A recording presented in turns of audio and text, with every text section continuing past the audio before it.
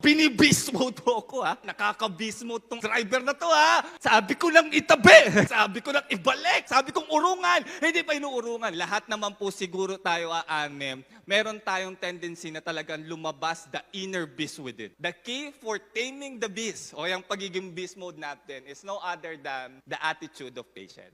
Patience number 1 is choosing delayed response over impulsive response. Hindi sa wala silang pakialam. Hindi sa hindi sila nagalit. Hindi sa hindi sila nag-frustrate. Hindi sa hayaan na lang nila ang Panginoon sa kanila. Magiging mabait lang siya. Hindi po. Si patient person, si patient man, mas pinili niya lang i-delay ng konti ang kanyang response kesa magpadala sa bugso ng damdamin. Bago siya magsalita ng mga hurtful and harsh words, i-compose niya muna sa kanyang kaisipan. Para kapag na-release niya na, medyo kalmado na siya, na pag-isipan niya ng mabuti so that he will not hurt as hard as he thinks. God's greatest work is on the time na tayo ay naghihintay. Abraham waited for 25 years para kay Isaac. Moses waited for 40 years to become a deliverer. Joseph waited for 13 years to become the governor. Jesus waited for 30 years bago siya mag-ministry.